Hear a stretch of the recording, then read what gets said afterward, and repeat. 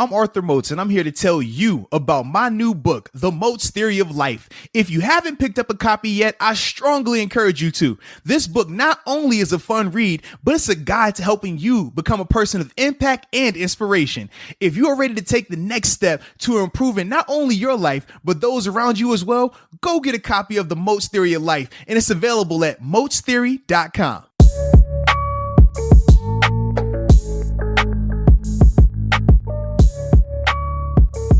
What's up? It's the Arthur Moats Experience with Deke. I'm Arthur Moats, and that's my main man, Deke. What's up, dude? Man, another victory Monday here, man. Still sitting at 3-0. That's awesome. Got an awesome interview coming up as well, man. Former Steeler, former teammate Robert Golden, former team captain as well, man. School founder, president. It's crazy. Man. Yeah, it's good you plugged that early on because I think for the last one we didn't plug it into the end. We did it, man. I said I'm remembering this time. If you have eyes and you can read, the headlines always say. It does, but not everybody wants to read. Some people just click on it and just roll about their bed. There's plenty of podcasts and YouTubes I didn't watch, so I'm just like, well, here's the thing. And then they put out, I'm watching. Those are the true fans right there. They're just going to click and listen to whatever we're putting out. So they'll get to the Matt Filer interview just because they're going to listen to us the whole way through. Absolutely. So we appreciate those people. Absolutely, man. See, major respect, man. But yeah, man, we're over here. Another win, man. Still sitting at 3-0 to defeated the Houston Texans Sunday, 28-21, and it was a unique game, man. I thought it was a tale of two halves. I thought the Steelers did a really good job in terms of making adjustments, both offensively and defensively. And I thought the Texans proved to be like we thought. We said that they had good players, good personnel, but we felt that they just couldn't match up as a whole with the Steelers. Like I said, I feel bad for the Texans. They've had the gauntlet these first three games for them, man. But I thought that this was going to be a good test, not a test that was going to be too hard where we're not prepared for it here in Pittsburgh, but I thought it was going to push us a little bit, and they definitely did. I still, like I said, I was really impressed with how both units, and actually all three units, responded to the adversity and just finishing the game the way they did. No, dude, I think it's the same thing with the Broncos one. It wasn't, we were crazy overpowering or anything. I just thought an overall great team win where there was a little bit of adversity in the first half. The secondary wasn't as hot because we were expecting maybe they would fix some of those communication issues, whatever we were talking about last podcast. But dude, then just to completely shut them out in the second half. I thought the offense was dialing it in too in the second half, closing out the game. Ben, Connor, everyone. It was, I don't know. There's just something. I can't explain it, dude. Like I want to get really high about it and say, oh man, we're amazing. But at the same time, it wasn't, we won 28-21. And it was, now, wouldn't you be sad though? Because you thought it was going to be a double-digit victory, so dude, it's probably like a letdown to you, right? Dude, I'm good. There's a feel. This is what I wanted to say. Okay. There's a feel to this squad. There's a vibe right now. And I know we only won by 7 or whatever it is. A win's a win. But I like how we won. I like overcoming the adversity. I feel like that kind of stuff is sustainable and will stand the test of time whenever we are tested in the future, whenever playoffs come around. Or tested more by a better opponent in the future. Sure, whatever. I think it's just going to hold up. I just like how the vibes are right now with the squad and the direction that we're heading. I'm trying to think if there's any like really downsides that I'm going to really hammer. The only thing I'm thinking is maybe the secondary first half, but it answered my questions in the second half by completely shutting them out. So I like it. I really liked it. I mean, I'm sure we're going to break into, more details of the offense, defense, position, personnel, and all that type of stuff. But initial reaction, I'm really happy, dude. 3-0. Nice. Heck yeah, man. After last year, man, 3-0 is like heaven right now. So got to keep this ball rolling. But a couple of things that stood out to me. Offensively, I thought at times they were explosive. I thought the second half, though, they did a really good job. Even though I think they only scored, 3 points in the second half. Now, granted, Claypool could have scored on that last little bit at the end, but I just no. We had a touchdown and a field goal, and then we did the 2-point conversion, 10 because we were down. Whoa, hold on, let me check because I'm looking on ESPN right now, and it has us not having those points. We were down. Yeah, we did. We scored 8. Yeah, I'm right. You're right. It actually might have been more because weren't we down? It was 8 in the fourth, 3 in the third. We were down 21-17 going into half. Yeah. So that's what it is. Yeah. So the thing that I thought though, as a whole though, man, I thought in the second half the Steelers controlled the clock more on offense. They extended their drives, whereas in the first half, even though they had the 14 points, I think it was in the second quarter, still offensively it wasn't as consistent as we would have liked. I thought the running game, though, as a whole was a lot better. I thought James Conner and everyone, they literally used every back. That was good. But the way they're doing it from what we saw this game, because literally we haven't seen this at all from them, it was the committee approach, but James is still the feature. Because literally, McFarland got a couple of touches. Benny Snell got a couple of touches. Snell had more than McFarland. Yeah, and then even Jalen Samuels got some touches. He had a rush, and I think he had a pass as well. So it was good. This is my thing, though. I was impressed with them changing their narrative, because the first two games, that was not the approach. The first two games, it was super heavy. Well, they wanted to go super heavy James the first game. Obviously, he got hurt, but then they went super heavy Benny. Then the second game, they went super heavy James. So this was so drastically different, but I did like the fact that all the guys did contribute in some way, shape, or form. But if they are going to do that, I do like how they're still featuring James. As long as he's healthy and running like how he ran yesterday, I think that's a good recipe right there. Yeah, I think with him, his whole thing's always been you give him the ball more, he's going to run better.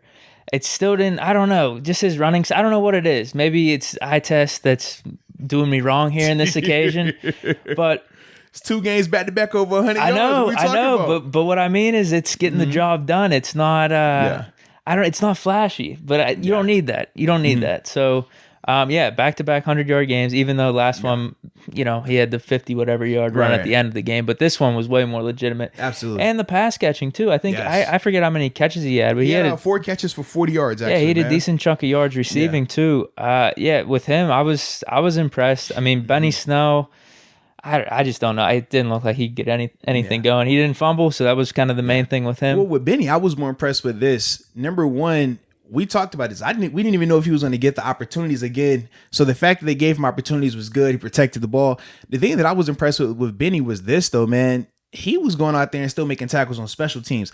A lot of times, the reason why I want to highlight that is this, man. When you're young and you have adversity, especially before you get established, man, it's easy to go into the doghouse. And this kind of goes, number one, for Benny, but also for the coaching staff coming back to him on offense. Late in game. Yeah, it was good to see them say that, hey, we're still going to put the ball in your hand during this time, because that also re-emphasized that trust in him and reinforced that. And I think that in the long run, that's going to pay dividends for him, both on offense and on special teams as well. But like I said, for Benny, man, it was just good to see him still playing with great effort, still hustling, still trying to make a play and impact the game in whatever way he can, while you're still quote unquote in the doghouse. So I thought that was good. And then the young boy McFarland, man, he showed some speed, man. He looked good out there. I was definitely impressed by that, man. I was glad to see him come in, have an impact, keep that thing rolling, man. Protect the ball, keep it rolling. Bro, I mean, the general probably talk right now then is, I mean, you did your Steeler radio. Was this brought up?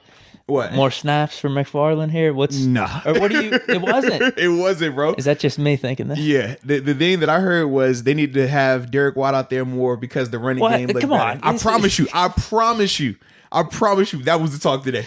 More Derek Watt. Is the injury? No. I'm telling you now. They said, is the injury to Derek Watt going to have a negative impact on the offense because the running game looks so good?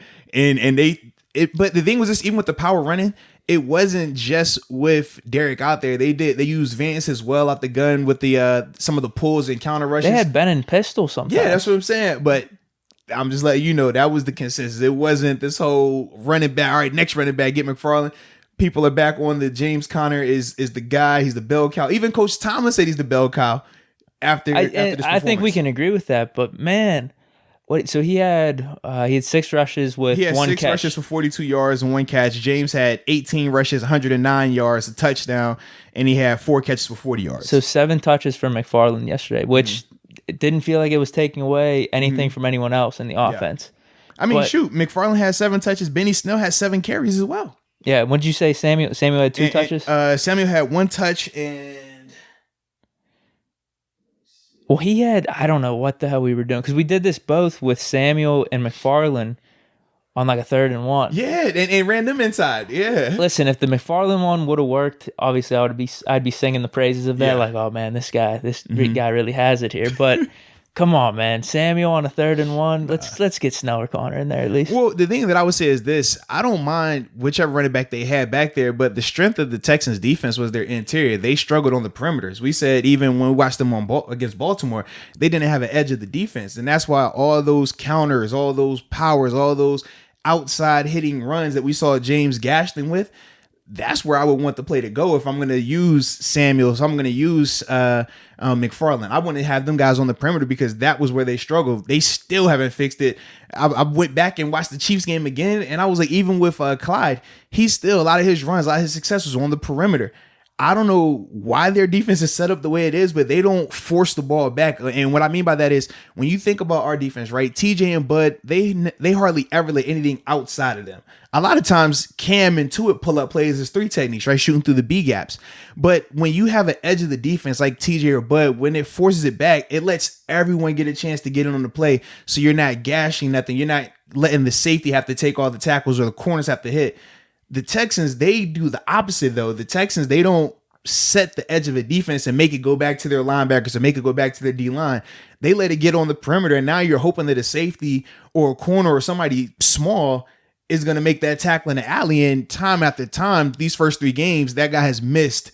And, a 2-yard run is a 10-yard run or a 12-yard run. So for me, that was my only concern or my only issue with those guys being in there on that. If they just hit it on the perimeter, 3rd and short, just run into the perimeter. That's where you've had the success throughout the whole day, and that's where they struggled the most. Sometimes you try to outsmart yourself, though. Dude, can I ask you about McFarland though? I don't see why he can't carve out a permanent role in this offense right now. Well, I mean, this week we're talking about McFarland. The first week we were talking about no. That's all I'm saying. I'm not saying the bell cow though, but like Word. 7 carries, like that definitely helped the offense, and you could definitely see the change of pace and stuff. So I don't see why we can't get him maybe between 7 to 10 touches a game. Well, the way that if they can operate how they did yesterday, that works because, like I said, they clearly with them having Benny Snell get the ball 7 times after a bad performance, right, putting the ball on the ground again. That lets me know he's still a big part of that offense. You know James is going to get the double-digit touches. So, yeah, you still got the 6, like I said, from McFarland, and then from there, you can make it happen as long as they're sustaining drives. For me, I still don't want to put too much of an emphasis on trying to split them dudes up if James is healthy, though. If James is healthy, I like him to be out there because we see what he is doing right now. This game, I thought, was his best game in a while, man, in terms of his running demeanor, in terms of just the confidence that he played with. We said in week 2, he didn't have that type of confidence. Even though he had over 100 rushing, he just didn't look like that. He had the one run, man, I remember he got blasted in the shoulder. Do you remember this? And I was like, oh, shit. He got up. He was good. I think it was late in the game. It was going to their sideline, right? I saw the one where he went to their sideline. He gets hit. Juju's like, are you good? And he's like, he fans him off. And then I don't remember if he stays in or not, but I definitely remember him like fanning off like I'm good. No, man, like I said, he's not this flashy runner, but he ran good yesterday. Like you could definitely, there was a difference I think between this week and last week. Yeah. But especially as the game got later and later, in my opinion, that's kind of my thing. And yeah, I thought the running game was a big part of how good we did just as an offense. Yeah, and I think the running game and how it was able to sustain drives in the second half, I thought that helped out a lot more the defense in the second half. I know in the first half, a couple of things were going on, man.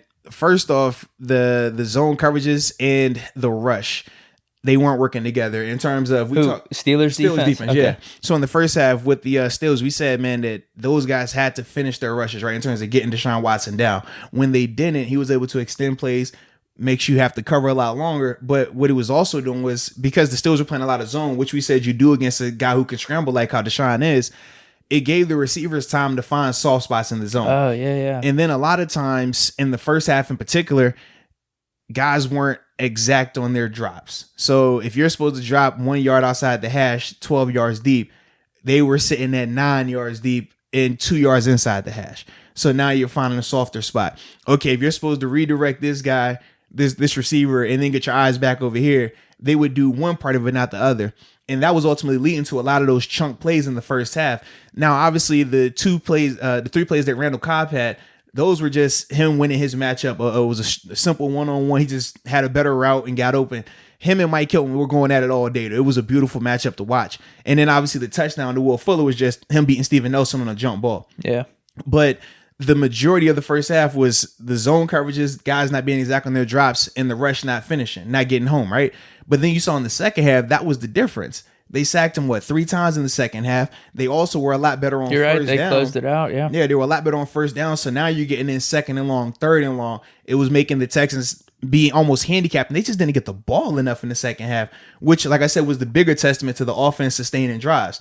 Keeping Deshaun Watson, I think in the fourth quarter, he might have saw the ball once or twice tops. That's tough. You can't cook like that, or you have to be perfect when you go out there. Similar to like when you're playing the Ravens, right? We talked about how they cut down your possessions. That's what the Steelers were able to do because of the offense sustaining the drives and how it works together like that. And then obviously Mike Hilton having the interception was huge because that killed the drive. I mean, the Texans were moving the ball. Yeah, they were. It was 3rd and 15 though too. Like the only reason my point is like if we just would have batted it down or something, it was incomplete. I think we were getting the ball anyway. We got better field position. Yeah, it was. I'm not trying to knock it. It was great play. My thing was this though. I mean, I like the fact that Mike Hilton finished the play. Terrible throw by Deshaun, though. It was kind of like what we talked about with the Ben play a week ago. He just had enough, dude. Yeah, I think he just had enough. The Ben throw to, was it Deontay Johnson last week where we said, man, if a better DB is in, he probably picks it. It was behind him. This time, you see Deshaun late into the play. He's already done scrambled around, and now he's just looking instead of getting rid of the ball or even run out of bounds and then punt, live to fight another play. Yeah, he tries to force it in double coverage. Mike Hilton does his job, catches the ball. Absolutely. Less about the field position, more so about the momentum, though, because at the time that was their best drive in the second half. Because they had carried over from the third quarter all the way into the fourth, and you're like, we got this momentum, we're feeling good, we got some players going together. Even if it ends in a punt, it still feels good. Oh, 100%. And then in a turnover, it just leaves a bad taste in your mouth, and you feel like none of that success counted. And then from there, obviously, the Steelers were able to do what they did from an offensive standpoint. Yeah, bro. That was the one thing about this game. It just felt like this nice complimentary football. Offense was complimentary. Yeah. Weren't we down big in the first half? Weren't we down? Am I tripping? Or was we not down? What do you mean? What was the score? I don't know. I'm talking, it was like 14-3 at a time. Am I tripping? Or am I missing something here? Yeah, but you already took care of all that. You took care of all the issues there. Because you was like, it's just this complimentary game. We're just chilling. I'm like, bro, at 14-3, I don't know what you were looking at, but everything I looked at was, yo, what the heck is going on, man? This is bad. Like, oh my God. Like, yeah, the sky's falling. And what was that first quarter? Because we got it together midway second quarter. We scored the Ebron touchdown. And then we get the 2-minute drill. Between that, but then remember, Deshaun and them answered with their own 2-minute drill. Right. And then from there, we got the ball 20 seconds left and took a knee. People were pissed about them taking a knee because they felt that at the time, with Deshaun just scoring, you got 2 timeouts, at least take a shot. Because at the time, the Texans had the momentum. Well, all right. So maybe I am just talking more second half, but yeah, the second half, I agree. Second half, we were in control the whole time. But the first half, man, the Texans look good. But maybe this goes back to what I was saying. The Texans were cooking a little bit. Deshaun Watson was getting his thing going. But Ben and the offense answered where we got our points up. Yeah. And even though Deshaun scored before halftime, it was still 21-17. The game was still there. We were getting the ball at halftime. And then second half, it was just both sides. It was like we're controlling this ball on offense, and then you're not getting anything on defense. Yeah. So maybe that's what I mean. I was gonna say because that first half was not that vibe, bro. It felt right, man. It just felt right. I was pissed off in the first half too, especially the first quarter. But no, you're right. Because initially I was like, man, this secondary, what the hell's going on? We're Swiss cheese and all this. Yeah. But Deshaun was getting a lot of time, and that's usually a big complaint with cornerbacks and secondary. Yeah. If you can't cover your guy for 7-8 seconds, it's tough. With Rob G in the interview, he even talked about that a little bit in terms of the rush. It makes it so much easier typically on the coverage, but they just weren't. We were there. We were there. Yeah. You're right. It just wasn't finishing, and that's something. Yeah. And we talked about that though. That's what we definitely said, because with Deshaun, similar to Lamar, similar to Mahomes, their ability, and even Ben, even though he does it in a different way because he's bigger, their ability to extend plays that lets you go to your third progression, or now this guy that wasn't open initially, now he has a chance to break off of his initial route and find a way to get open. As a defender, you hate it because you're like, now, at least if you're running a route, the first 3 seconds, I know the route tree where, okay, if this guy's running a dig, you're not running a dig with him because y'all not gonna have enough space. So you got to be running a vertical or out. I can kind of hedge my bet. After 3 seconds of that, though, Now I'm like, shoot, you can run a stop, you can run a right, you can go left, you can go wherever. Like, I'm just chasing you right now. Like, it sucks because you're always going to be a step late. So that was definitely what was going on with Deshaun. And then, like I said, in the second half, because they weren't allowing them to keep scrambling like that, that changed all of that. And that's why I thought, man, they just played a lot better because the calls weren't any different.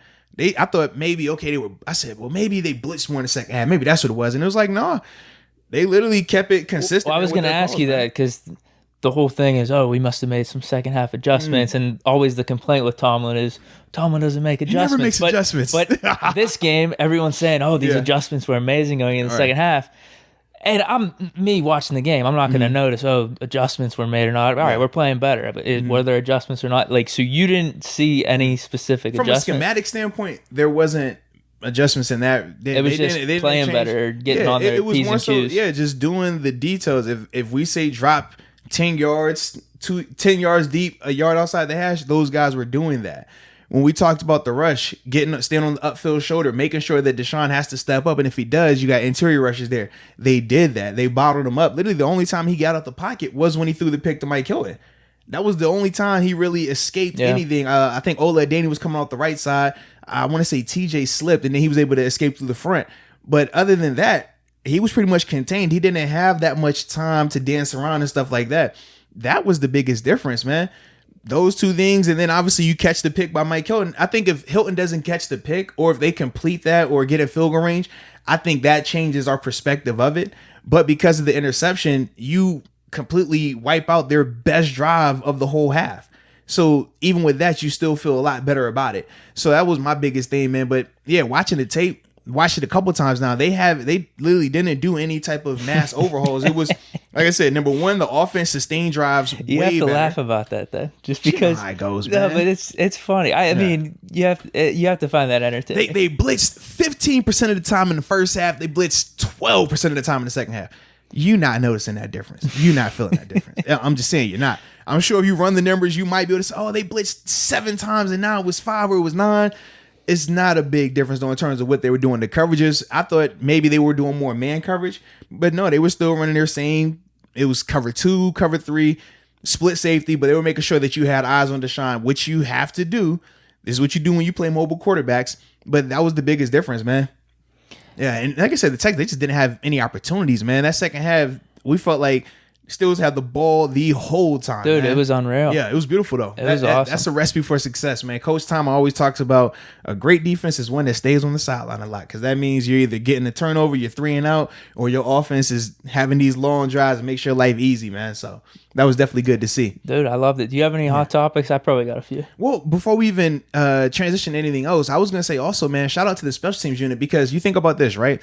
Deontay Johnson gets knocked out. Was it the end of the first quarter, second quarter time was it frame? I can't remember. I was watching it. Was it on that end around? He got jacked up. Mm-hmm. Yeah. So on that play, he went out with a concussion. But the thing that was impressive was this, man. Ray McLeod as a returner, once again, flashing, man. Flashing. You love to see it, man. Like that type of speed that he was playing with. I thought that was good, man. I thought that was a huge boost. And then obviously when Derek Watt went down with the hamstring, still seeing other guys around making plays, man. Claypool, another tackle on special teams. We talked about Benny Snell.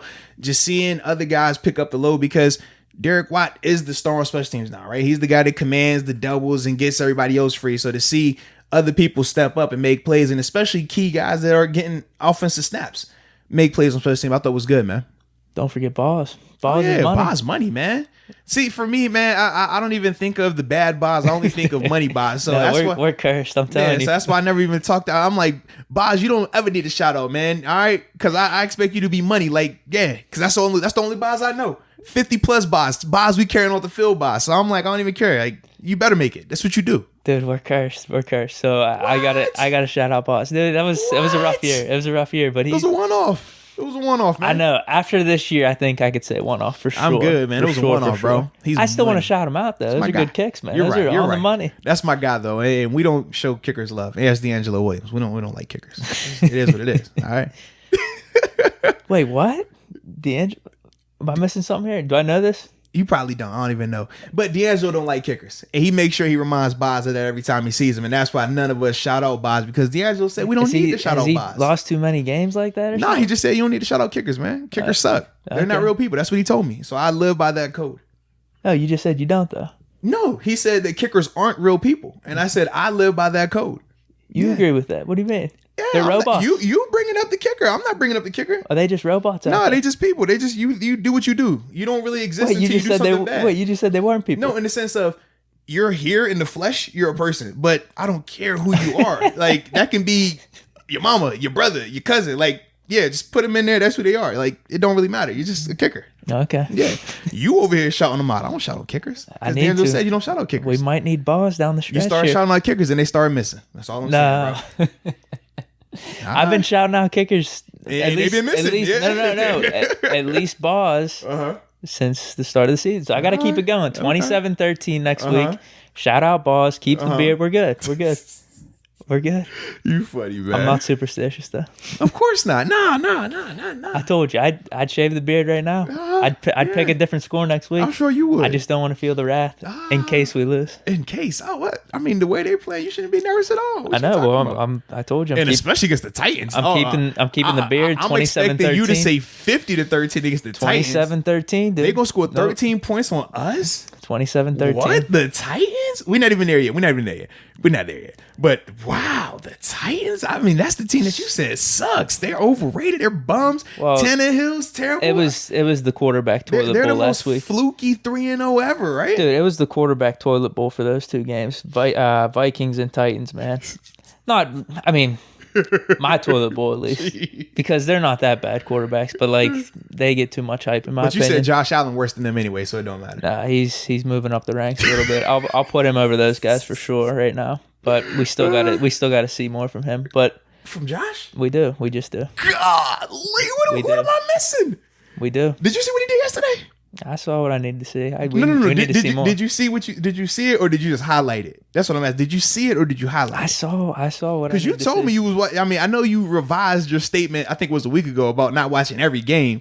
Oh yeah, I'm not doing that. But did you? I have the red zone on. I got my pulse on every game. No. But did you see his performance? Yeah. 300 yards again. I saw them come back. 4 tutties, game-winning drive, adversity. I saw the Rams come back, dude. Yeah.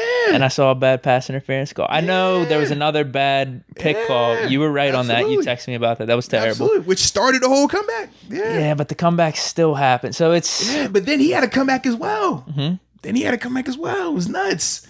People complain about that pass interference. I'm like, bro, they had a 3rd and 22 that he completed to Cole Beasley in the middle of the field against cover, I think it was cover 3? It was like cover 3, man. It was like most people around him. Dagger.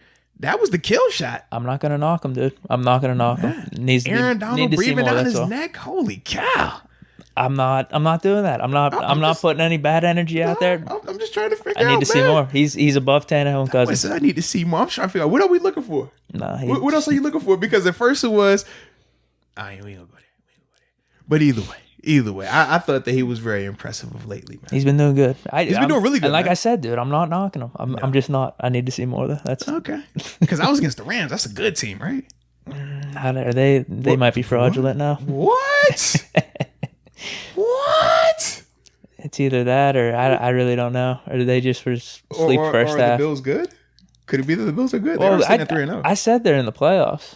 Right. Patriots are 2-1, right? So yeah, I mean that's going to be interesting for the AFC East. Both those teams are making the playoffs. Okay. I think we know the playoff teams right now for the most part. You do already. Probably After there's 3 games. There's probably 2 seeds that are open. Dude, Steelers, Ravens, Chiefs, Bills, Pats. So yeah, 2 slots are open right now. 2 slots. Okay. Well, yeah, one of them's actually gonna have to be the AFC South winner. Which, what'd I say? I said Colts, right? They're 2-1. Yeah. Titans 3-0. Yeah, it's probably gonna be between one of those 2 teams. Who's the last team then? Huh? Who's the last team? What do you mean? Oh, you said it'd be 2 slots left. I guess you got Browns, Raiders in there. Browns are 2-1 right now, right? Yeah, that's what I mean. They are. This like when the last time they've been over 500? I don't know. I mean, Chargers aren't playing that. I don't know what their record. Are they 0-3 or 1-2? They beat the Bengals. They're 1-2. Did they win this week? I don't know if they won this weekend. No, they lost. And Herbert got hurt for a little while. Yeah. Yeah, he threw for over 300 again. Yeah. So like, well, that's the thing. They said if Tyrod was healthy, they were going to start him. Yeah, but it's like back to back 300. You got to go Herbert. I feel like you got to go Herbert, man. Yeah. Yeah. They don't like their defense is playing good, even without like Derwin James. Yeah. Like they played Mahomes crazy good. I was stunned with that. But they do now have an injury, man. Melvin Ingram, and they put him on the I think the short-term IR, the one that's like a couple of weeks or whatever. All right, they ain't making it then. Yeah, it might be Raiders and Browns. It's like sad. It's not sad. Raiders I don't are know. good though, man. Raiders are a good football team. They're just not flashy. They're good though. They got exposed yesterday. They did not get exposed, bro. Got exposed. Bro, they played the Patriots. The Patriots are a good team, are they not? Yeah. So how's that exposing them? That's what I mean. They played a good team. And they were still in contention, man. It was a good team. They played the Saints. Yeah, beat the Saints. Yeah. Saints aren't bad. They'll make the playoffs, I think, still. Okay. But wait, do you want to go back to Steelers? Do you have any like hot topics or? I got one or two things. Go ahead. You a hot topic guy. You know me. I'm not a hot topic guy, bro. Well, the one is just what in terms of generating them. I like to respond to them. This isn't really a hot topic. Yeah. This is just more my opinion. What do you think of Ben's game? I thought Ben played good. Yeah. Played really good. It was good. I ain't got no issues with it, man. It was good. All right, dude. I really like the controlling the ball. But see, for me, I thought this was his best game. Whereas you crowned week 1 as his best game, and then you crowned week 2 as his best game. So I don't really know which best game is what. I told you, it's a field. This was the cleanest he's looked all season in terms of his decision making, in terms of his accuracy, in terms controlling of the clock, everything. Leading, like he orchestrating. Yeah, but that's my thing. So you surgical with the 2-minute drive. You gave him an A+ the Giants game. I told you that's my issue. I'm like, how was that an A+? This is a good game. That wasn't. The curve goes up a little bit, and just based off the setting, coming back after a year gone. Okay, Denver. You said Denver was an A+ as well, and we said we didn't. No, we didn't. You would have said it though. You would have said it the way you came with the energy. I would have said A or A-. Yeah, I would have said A or A-. So that's at least all 3 games are averaging to an A right now. What do you mean? Now you see why I'm always like, yo, bro, like, how is that A+ in this? Like, because this was his best. I don't even think it was a debate. This was the best he's looked all year. Not even close. Well, yeah, I mean, he's just on that nice pace right now. So this is an A+ awesome. As well? I just it's an A average all these 3 games. It's been great. It's been awesome. I just think he's playing great, dude. He's flying under the radar. The Steelers are flying under the radar. They're not flying under the radar, but I do think they're balling though. But they're not flying under the radar. No one's talking about us, which I'm good with. At this point, I'm good with. You. No one's talking about the Steelers. No, you know what all the hot topics are right now. I'm not getting into it. I'm definitely missing it. Because we're the quietest 3-0 team right now. No. And I'm good with it. It's us against the world right now. So we're the quietest 3-0 team. What are the 3-0 teams right now? You got the Bills. Well, Bears, but everyone's talking about them because of the Fools thing. Yes. So we're the quietest, I'm telling you. Who else is 3-0 right now? I don't know. What Ravens and Chiefs are both 2-0. They're going to be talking about them a lot though, right? What are the Titans right now? 3-0. Yeah, they're 3-0. No one's talking about the Titans at all. I feel like we're talking about probably 3rd or 4th behind Seahawks, Cowboys, Bills. Honestly, Josh Allen and the Bills are probably getting more publicity than us right now. Nah, I feel like Josh Allen is, but it's more like you still trying to convince people. You saw we came up here and after 3 games like this, if that was Ben that performed those 3 games like that, man, you would be up here with a 7 drawn on your head like it's Ash Wednesday, man. You would be over here like going nuts. If they had FC Player of the Week, you would be going nuts. We're all about wins right here. I'm just throwing it out there. But that's what I'm saying. Like, Josh has gotten some recognition, but still not nowhere near in terms of Buffalo as a whole compared to what the Steelers are getting right now. I just feel like we're quiet squad right now, and I'm liking it. You don't think so? It's kind of like that pressure you talked about too? Huh? It's kind of like goes with that pressure you were talking about. What do you mean? Where you said, we got all this pressure on us, man. We got to perform, man, week 1. No, I think here's the thing. In my opinion, we got pressure and we underrated. No. I'm confused right now. I don't think they're talking about us how I would like. So now I'm just reversing it and saying, all right, you're not talking about us. Don't talk about us again because we're going to stay quiet and we're going to stay under the radar and we're going to stack up these wins. That's how it's going to be. Because see, for me, I'm like, they talk about the Steelers. They're just not dominating the headlines like when it was the Killer Bees where it was just everything. I mean, how they talk about like the Cowboys. Or where they talk about the Seahawks right now with these highlights all the time. That's how they talked about us with those guys. Whereas now, they still talk about us. We're in the top tier of being talked about. We're just not the head of that top tier anymore. We're like mid to bottom of the top tier headlines right now. I think if anyone's talking about our game, they're talking about Deshaun Watson and the Texans as opposed to us, really. About like, oh, Deshaun doesn't have help, whatever. Steelers, Steelers are a good team. They're playing good. Everyone that sees says the Steelers are a good team. They're 3-0. They're going to be in the mix. Yeah. We talk unless they start doing like the crazy flashy like you're getting from Kansas City. You're trying to take that chip off my shoulder right now. Well, I'm just hey, I'm not opposed to people creating chips. I'm just saying outside looking in is not really. Are we just You're trying to give us underdog. I'm like, bro, that's not us. We're talked about. Not underdog, flying under the radar. It's not under the radar. I look at like a team like Tennessee or Buffalo. That's like under the radar. They're both 3-0, and Buffalo more so is talked about than Tennessee. But Tennessee, like we sat here and was like, yo, what's the record? What's Titans record again? Because no one's talking about them. Like, let's be real about it. I don't know. And we're not as flashy. I feel like we're not as flashy. I feel like they deserve not to be talked about. I feel like we deserve to be talked about. But like I said, all right, now you're not talking about us. Don't talk about us. Just don't, because we're good with being quiet and we're good with being under the radar. I'm good with that now. You're funny, man. We're gonna stake that claim here on out. We're just gonna stack the dubs. You're stacking. You're taking that claim. I'm over here stacking the dubs. We're getting the respect we need right now. Stacking the dubs. When more you can talk about more, man.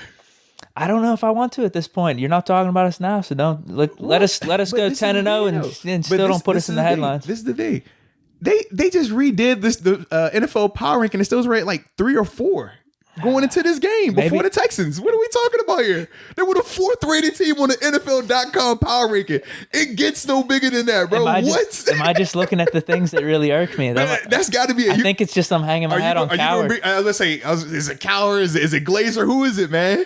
I feel like any Fox Sports guy gets you, bro. It might be that Coward ranking, but I just feel like because NFL.com definitely had him at 4 going into this Texans game, and they won. And so I think they either stay 4 or even move up potentially even more. Nah, dude, I had ESPN on last night though, Sports Center and everything. Yeah.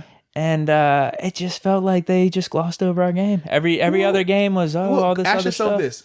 What like legit highlights did you see that compares from a league standpoint? They would say, okay, this 3rd and 22 right here is nuts. Let's talk about this. This has so much drama.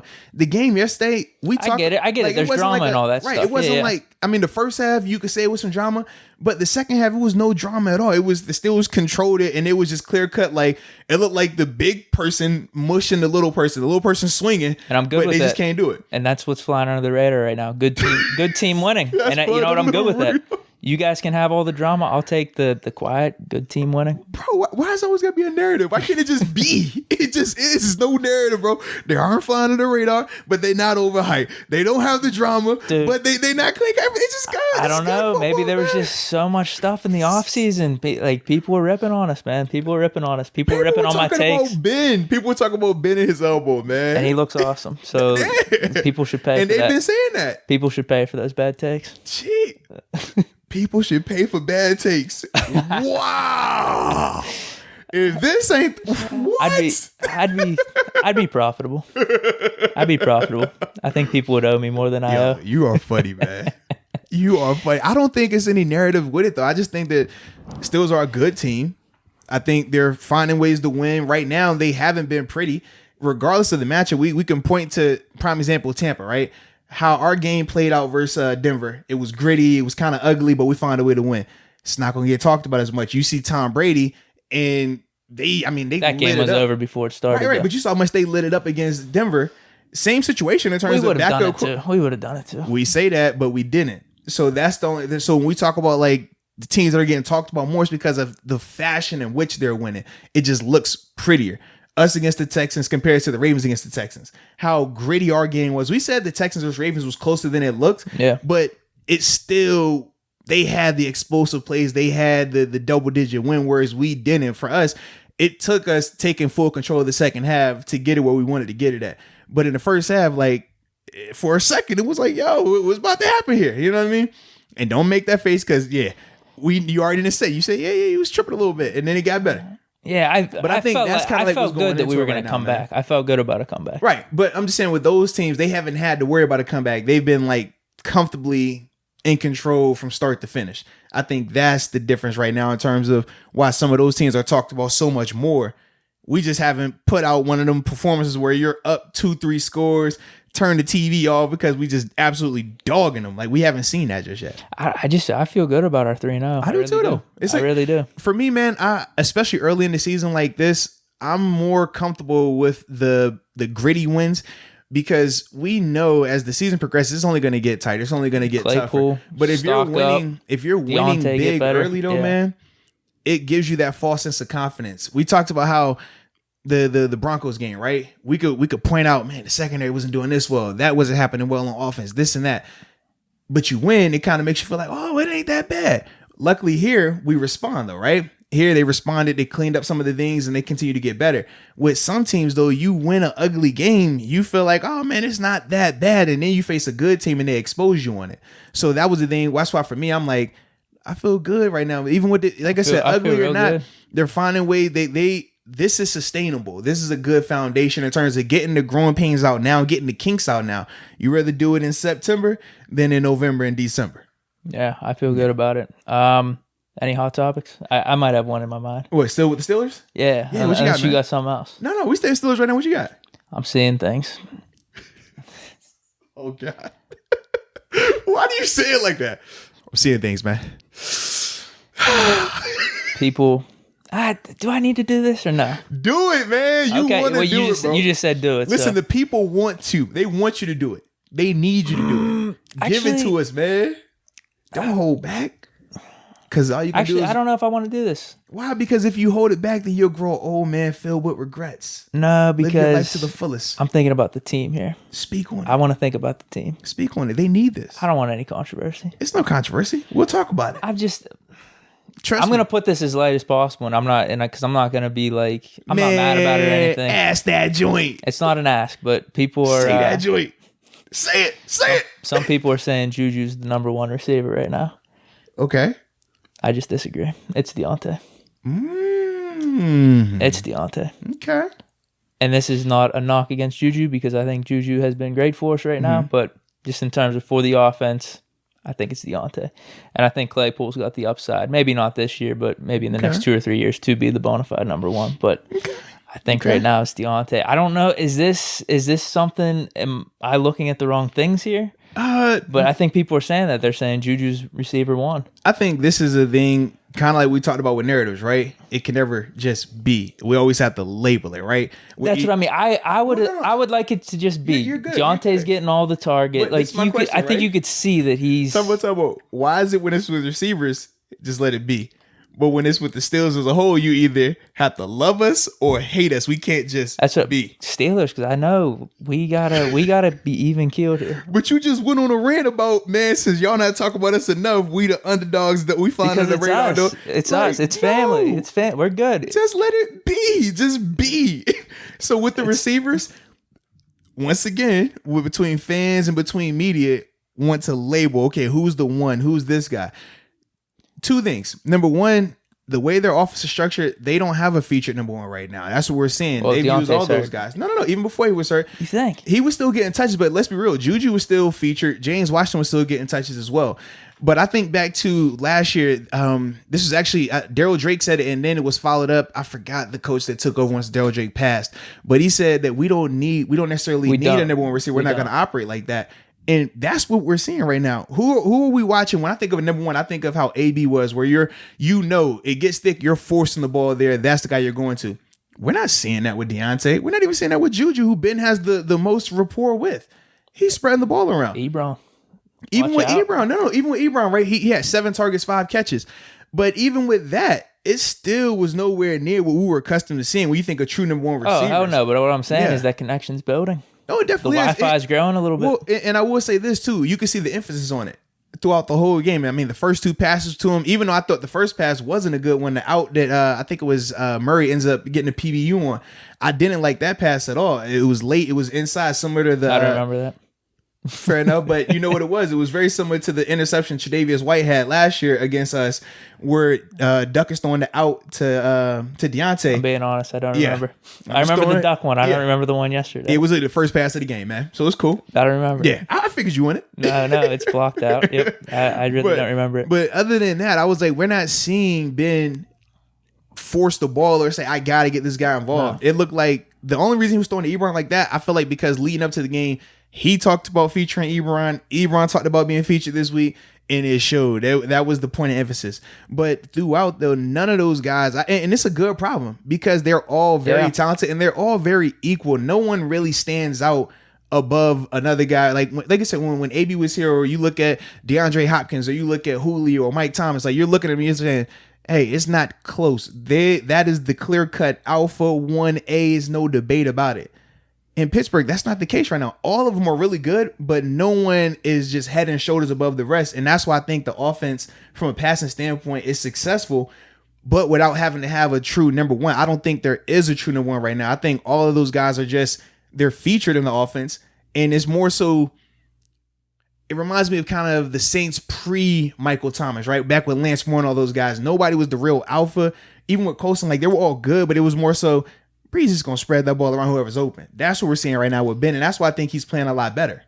See, I like how you use that distinction of your wide receiver one, because you say wide receiver one, you just think everybody thinks that's first guy on the depth chart. Right. So that's I agree with you, because Deontay is not AB yet, but I do think he is the best receiver on the team right now. Okay. In terms of run after. See, I don't know. You're right. Each one plays a role. Yeah. But I think Deontay is the best right now. Well, what the degrees are, I mean, I don't know. Well, because the counter to that, and people will argue this, Juju has shown the better hands, whereas Deontay has shown some lapses from not even the fumbles, but just But I think Deontay drops. could do more in terms of playing the outside, the route running, all that type of stuff, and making guys like. I think there's more to Deontay's game from that area. Whereas I think Juju is finding that role, kind of in the slot, getting that pass out there. Juju has proven to be the most consistent thus far through these first couple of games, and been the most reliable in terms of clutch. You know, whether it's hustle, whether it's a catch, whether it's whatever, he's been that guy. Well, this is why I didn't want to bring it up, because this doesn't have to be a thing. Like, who's the better guy, this and that. But you wanted a thing when it's about us receiving national attention. Huh? What do you mean?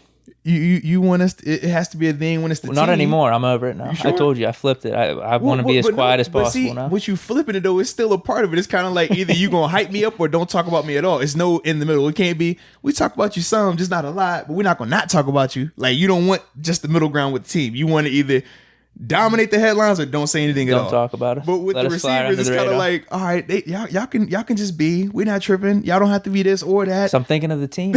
I figured it'd be a hot topic, but I'm like thinking, man, do we really want to derail us here within the organization? I don't want to have any like inside thing going on here. Let's just let it be. You're right. Different roles. Yeah. I do just think Deontay's slightly better, but that's whatever, man. Yeah. Juju's playing good, and I think I like how Juju's playing. All of them bring something different to the table, and all of them do one thing good that the other one doesn't do. If we go down the list, we could all point out, okay, well, this guy, he's way better at this than that guy. Okay, but that guy's way better at that than this guy, and vice versa, and so on and so on. Like I said, it's a great problem to have. Claypool's gonna be the truth, though, man. Yeah, man. Hold on to the ball. Other than that, I love it. You're talking about the last Hold on to the ball. He Other wanted than that, that I love touchdown, it. man. That's cool. Hold on to the ball. I love it. I understand, man. It's a different energy in here if that ball goes out the back of the end zone, and now Deshaun Watson and the Texans come down here and do something foolish, and we over here with the sick face. That's all I'm saying. We up here like, yo, Claypool, what the heck? So, yeah, I ain't even about to go down that. Yeah, just hold on to the ball. That would have been a nice touchdown to close it out. Just hold on to the ball. I'm gonna leave it at that. We've seen what fumbles and turnovers could do. We've seen it. I know. This is the first game in 25 games now that we finally broke this turnover streak. We turned the ball over for 25 straight games. Think about that. That's dating back to 2 seasons ago now. Yeah, that's it. Yeah, because we were on the cusp. We was like, oh Lord, no, we done jinxed it. No. Would that have been a turnover, Absolutely. a touchback? That'd have been a touchback. Okay, yeah, that's what they call it. Yeah, it would have been a touchback if it fumbles in the back. It fumbles out the end zone. So I didn't know they categorized it as a turnover. I mean, you are turning the ball over. Yeah, and it kills you too. You're technically turning the ball over on a punt too, right? No, you're not. Technically. No, technically you're not. Technically you're not. It's different. It's yeah. I get it. What? That might be it for my hot topics. Yeah. Ben and wide receiver one debate. McFarland? I thought that was we already discussed that. What else you got, man? I know you got something. I got nothing. You got nothing else cooking? I really don't. Hey. I really don't. Yeah, we talked about the secondary. Mm-hmm. Clean that up. Pass rush has been awesome. Bud Dupree, TJ Watt, best pass rushing doing in the league. No. I know what it is now. What? Shout out to Chooks Okorafor. Good one. Oh my goodness. He was up there with JJ Watt the whole game. He might be the truth too. I thought they were gonna move JJ around a little bit more. Nah, they had him exclusively going against Chooks, and Chooks stood up like a big dog. I mean, regardless of if JJ was trying to do his long arm inside stab, he was minimizing that. When JJ tried to do a swipe, his outside hand swipe going around the edge. He moved extremely well. I thought Chooks played just phenomenal, man. Looked good in the run game as well. Physical. Yeah, that was very impressive, man. I was very, very happy to see that. No, I think the line as a whole, I don't know. I didn't notice anything where like week one where I'm see, that's good though. If you didn't, that's what I mean. That's positive. There were times, but I think this was more Ben. Maybe I don't know who you want to attribute this to. I mean, Ben is the one making the plays, but dude, he was able to move around in the pocket a little bit. I know he had that roll out for the first down that they didn't call first down, but I saw multiple times where he was able to just escape the pocket a little bit, move around, and then find the open receiver, which. I don't want to like rip the line on that. Maybe Ben was more comfortable getting out like that, and I don't know. I thought it was fine. For me, I thought the majority of the day the O-line looked really good. It was a couple of drives where the Texans got after the O-line a little bit, but the majority of the time, man, I thought that the O-line kept being clean, and they never, even when they allowed the sacks that they allowed, it never felt like a back-breaking type. Like when you saw Bud and TJ hit Deshaun, it was kind of like, God, you know what I mean? Vince Williams. Yeah, or Vince Williams, or even David Johnson. You see in two, get this. He's just like, yo, like some of those felt like just drive killers, back breakers. TJ, the hit he had on this would have been in the fourth quarter. Was that the sack? I think that was the sack. No.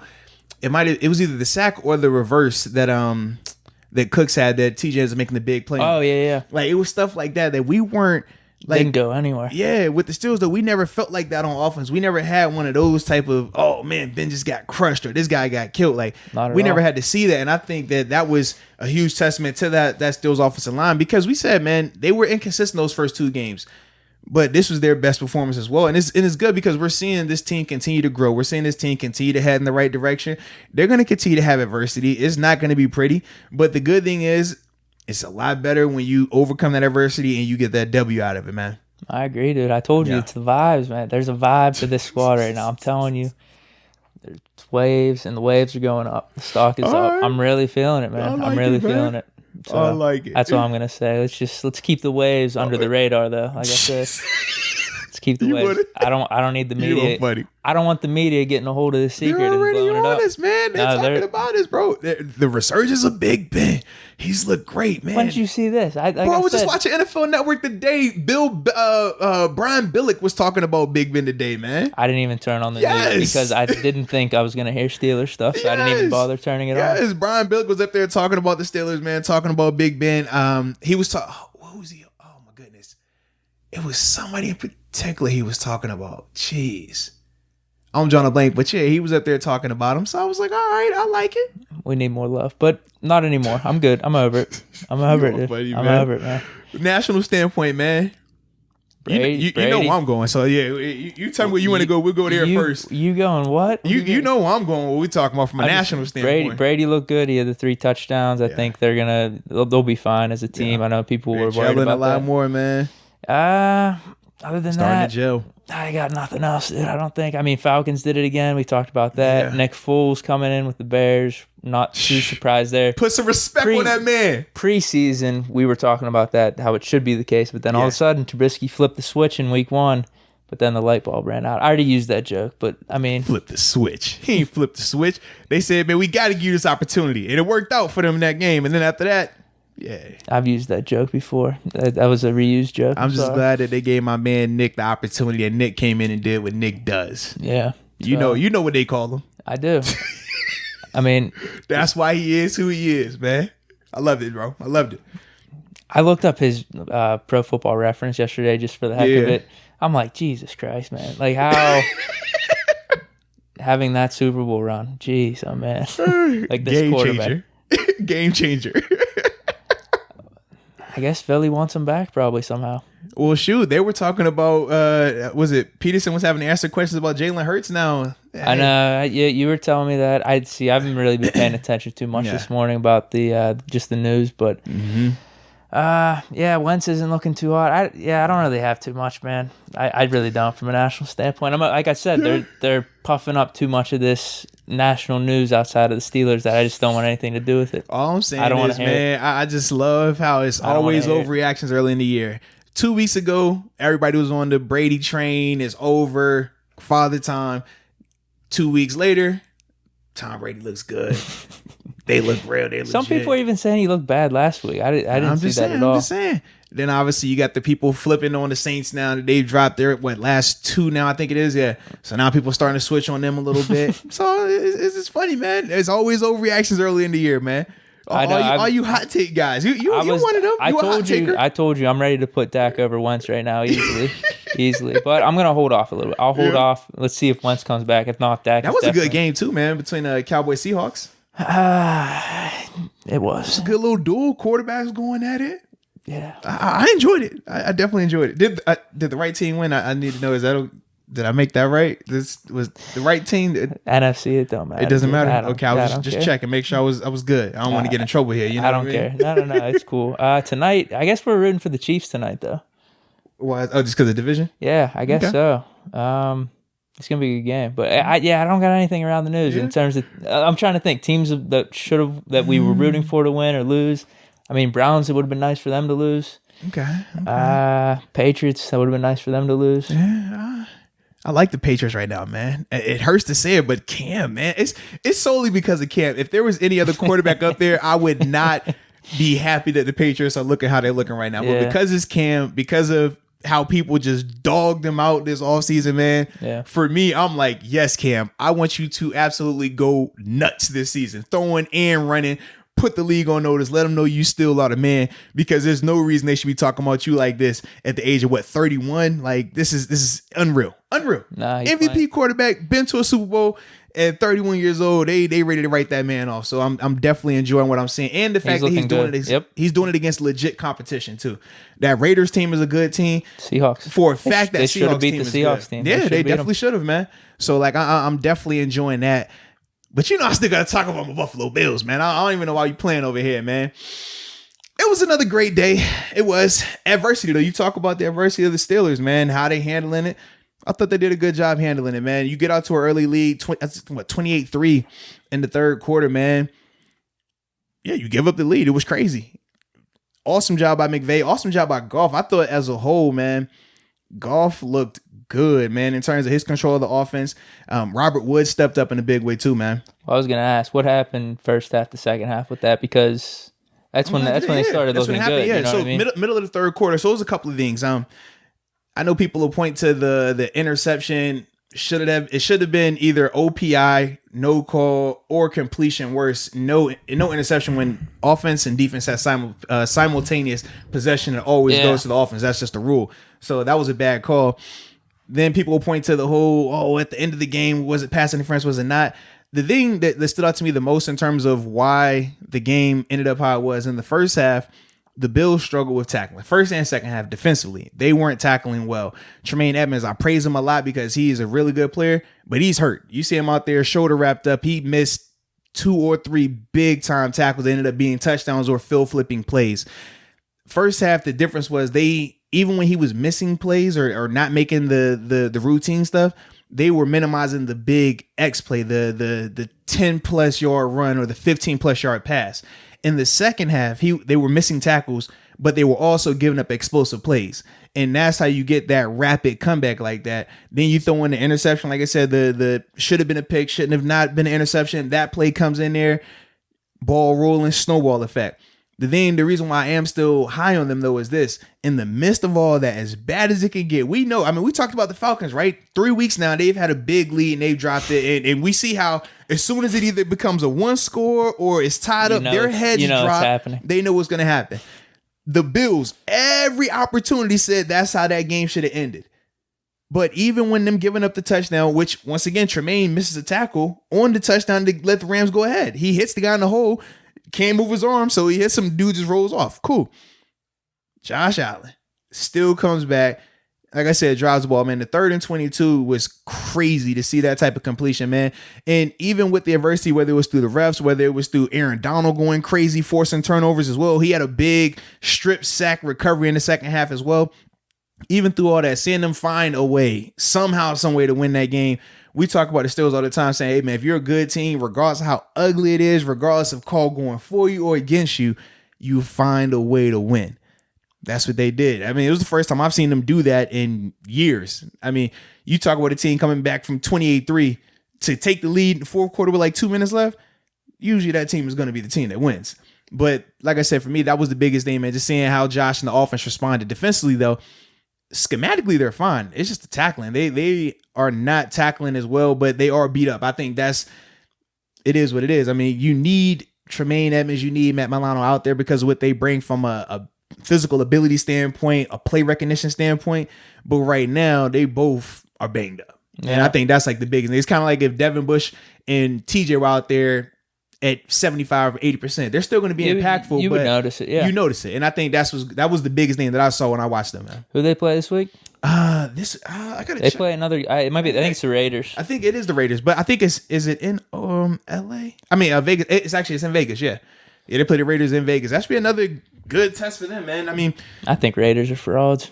Wow, I told you that they got exposed. They got exposed last week against the Patriots. You say that the Patriots legit should have beat the Seahawks. The Patriots should be undefeated right now. Let's be real about it. Yeah, it's no like they should be undefeated. You like this Raiders team then, huh? I do, in the sense they remind me of a West Coast version of the Titans. They're not flashy. They're not. But they are a complete football team in terms of special teams, in terms of running the ball, they've had amazing and playing drafts. defense. They do have great players. But that's what they're doing. They run the ball. Carr's going to hit you with some play action, but Jacobs is the guy that's making that offense go. And then defensively, they play sound ball. It looks like a well-coached team. Like that's what it's nothing flashy. You're not going to watch them and be like, oh man, oh, that's crazy. Similar to the Titans. You're not going to watch the Titans and be like, oh man, unless Derrick Henry runs over 3 guys, like they're not going to do nothing to wow you like that, but they consistently stay on schedule. They're good on first down. They're good on possession downs. They don't turn the ball over. They're just a good team. So that's why, like, when I look at the Raiders, I'm like, yeah, that's who they are. Little test this week, then, huh? Oh yeah, no. Well, I thought the Rams were the bigger test. This is gonna still be another tough test. I'm a little concerned about a hangover because of how big of an emotional win this was for the Bills against the Rams. Yeah, like, dude, you talk about the emotions of being up 28-3 against the Rams. You like, yo, this is nuts, and then the emotions of losing it, and then the emotions of winning it. And the controversy and everything that went with it. Yeah, I'm concerned a little bit about a little bit of a hangover with that game going in the Raiders. Pissed off after the loss. And that's the difference. Like, the Raiders are hungry. The Raiders are like, yo, we're mad. We lost to Cam. Like, and they didn't get embarrassed, but it was convincing. You know what I mean? Yeah. It just, the recipe, you can see it building up a little bit. That's my only concern with that. But the Raiders, they're a good team, man. I think that they're going to continue to surprise teams. I don't think they're ever going to be flashy, though. I don't think they have the personnel for that just yet. I think maybe in a year or two, some of those first rounders are going to develop a lot more. But right now, they're just good players. I don't think any of them are necessarily great, though. All right. Understood. Yeah. And Jonathan Abrams, though, bro. Was I right on that pick? He looks good. He looks good. I like him. I definitely like him. He has a toughness about him. Yeah. He definitely has a toughness, man. I could see in that Hard Knocks. That's what it was. He had the ed factor. He had the ed factor for safety. He's doing what he needs to do. He's making the plays. I like that part. I ain't about to go in all this other nonsense, but he's definitely making plays though, man. He looks good. Yeah. Like you could tell he was missed out there last year. Yeah. Dude, I don't know. I don't think I got anything else unless you do. Is there anything else? You Steelers? Did you want to mention anything about the Bills? Like, is there anything missing there? No, because we hit on the Bills, man. Like I said, the biggest thing with the Bills, they just got to tackle better. They missing way too many tackles. Browns 34-20 over Washington. I think they're finding their identity a little bit, but we'll be fine. We'll be fine against them. Okay. And then your thoughts on the Titans finding a way to get that 31. I told you that was the toilet bowl of the quarterback. I need to see these numbers, man. What do they do in this game, anyways? Kirk Cousins blew it at the end.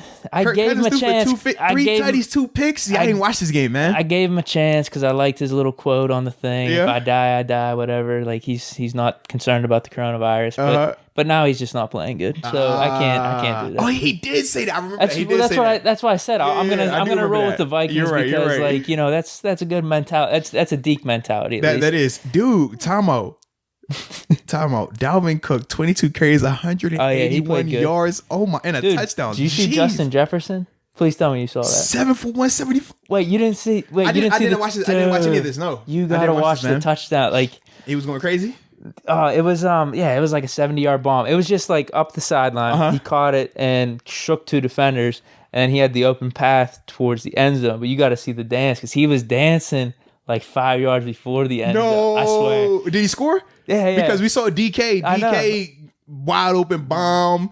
Let's a la Deshaun Jackson, and we saw that played out. Like you were waiting for it, you're like, "Oh, wait, is this gonna happen?" But I'm gonna have to check it out then. Like it was badass. Like it was sick. Yeah, that's the one. Like, it was a couple of games. This is the one I didn't check out, man. My problem is when both of the when the Steelers and Bills play at one, I'm stuck because I watch one live. Yeah. And then I turn around and rewatch the other one, so I don't even need a chance to check this other stuff out. And then from there, it's just picking and choosing. You need to test out red zone is what you need. I'm telling you. No. You know why I don't? Because there's no way I'm gonna be able to be in depth like how I am if I'm watching 30 different games, bro. That's all I'm saying, man. No, you need a second TV. No, bro. Trust me, TVs isn't an issue. Having screens isn't an issue. It's how can I watch this and know everything I need to know from a detailed standpoint. I can't. If I want to watch highlights, I watch SportsCenter.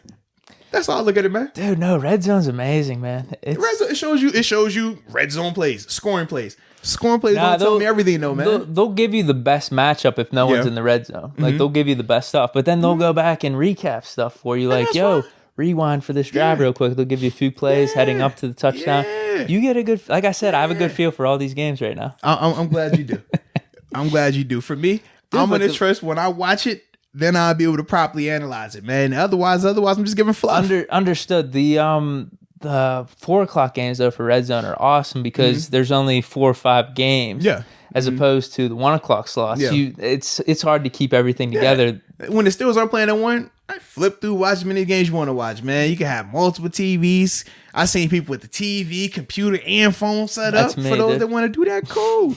But I guarantee you, I'm going to have a lot more in-depth analysis about the games I watch than the person that's watching 10 games, man. That's all I'm saying. Is that a shot at me? Nah, it's a shot at, it's actually paying homage to my man Dick LeBeau. Because he told me he who tries to defend everything defends nothing. Meaning if you worried about the go, if you worried about the stop, if you worried about the out, if you worried about the end, if you worried about the comeback, you're not going to stop anything. Words of advice from Dick LeBeau. Pick one or two and go with it. Be great at those two, and then the rest you good. But you got to know this. If you don't do this, the rest of it don't matter. So that's the way I approach my life, man. I say, I'm not trying to be great at everything today. I'm not trying to know every game today. No. This one, that one, maybe some of that one. And then from there, all right, those ones we really hitting on. Other than that, man, brief, pull up the stats. Let's check it out. If we want to get more in depth, we'll watch this tape later. That's how I look at it, man. That's good stuff. Yeah, good lesson. Dude, Tannehill, bro. I thought you said he was What did he do? Did he do 4 touchdowns again? No, he actually had no touchdowns, but he was 23 of 37, 321. That just goes to show you how in-depth I am with my red zone. I was like, dang, dude. Yeah, he had 321 passing. Derrick Henry had 119 on the ground, 2 touchdowns. I knew Tannehill had a good game. Ooh, oh, man. Balling. I like it. And then Khalif Raymond, excuse me. Yeah. He had 3 for 118, man. I have no clue who he is. Was he a high? Dude, he kind of surprised me. Who is he? Do you know? I'm pulling him up right now. Is he a high draft pick? It's his 4th season in the league. No clue. Yeah, he wasn't one. I was gonna say unless he was one of these receivers. Everyone was talking about Davis. This year. We talked about Brown. But yeah, we did not talk about him. Let me see. Who is this? I mean, because obviously we're going to get into it as the week progresses. And I mean, we asked this come Wednesday or Thursday when we record. Totally different conversation. But right now, I have not watched them on tape yet, bro. No, this is just funny though. You going through these box scores. Let's see. I don't know. Let's see. He started out, it looks like, in Denver for 1 season in 2016. Then he was with the Giants in 17/18. Then he was with the Jets also in 17/18. And then he's the last 2 years been in Tennessee. Okay. I've never heard this dude. Like I said, when we get deep diving into that, we'll watch a tape on him and learn more about him, and then we'll go from there. Dude, it's just funny. Yeah. We're going through these box scores and shit. Yeah, so you gotta do sometimes, man. Is there any more? Is there any more? I can give you my red zone breakdown. You know what? I don't even want to do that today, man. We could be like, so what about this team? Oh, boy, you know. Did he have 5 touchdowns? Oh, no touchdown. Oh, you know what? I still was in depth, though. I thought he had a good game. Let me put it this way. I remember feeling mad about Tannehill. Yeah. So that's why I was like, man, he had a good game. Got you. I don't remember what his stats were. I will say this. Shout out to the Niners, though. injured, beat up, and all. They went and waxed the Giants, man, 36-9. Yeah. With the whole backup squad, man. They're staying afloat. Yeah, last week, man, people over here, Niners are done. They're losing. It's over for those guys. They go out there and QB controversy out with the 49ers. Hey, man, they found a way. That's all I'm gonna say, bro. Dude, Mullins. He looks good. That's what I mean. I don't know how people out there feel about Jimmy G. There's no debate. Yeah. Jimmy right now, as the roster stands, Jimmy's the guy, bro. But you know how fans are, man. There might be people that like Mullins over Jimmy G right now. Well, I mean, there's people that were saying Duck over Ben last year as well. I was ready to punch them in the face. Wait, I'm just saying. I swear to God, dude, I swear, man, there was people that would come up to me. We're talking about Steelers because I was doing the podcast with you. So this would be like old friends or people I haven't seen in a while. We're Christmas parties, whatever. They're talking to me about stuff. I'm like, yeah, I can't wait to get Ben back. They're like, what do you think of Duck? I'm like, it seems like he's doing a little bit better than Mason. I can't remember what week this was or whatever, but we're rolling with him. And they're like, I think he might be the answer for the future. I was like, what are you saying? He's like long term, man. Ben's getting old. I'm like, no, you're crazy. I was like, don't even bring this up to me at all because Ben is the guy. Like, don't even. I was getting so pissed. That's how I feel. Like, I'm sure Niners fans are like that as well, man. Talk about Mullins over Jimmy G. Like, Jimmy G just took him to the Super Bowl. Are you serious right now? Like, Jimmy G hasn't had a legit bad game since he's been in San Fran. He might not have had a great game. Yeah. He's just been injured, but he hasn't had this is a bad year, or he's having 2 or 3 games in a slump. Like, we haven't seen that. Just an unfortunate throw. Shit, that's it. Yeah. So in San Fran, unless you upgrade into like a Drew Brees type or something like that, they ain't tripping on Jimmy G, baby. They're not tripping at all. I was ready to. I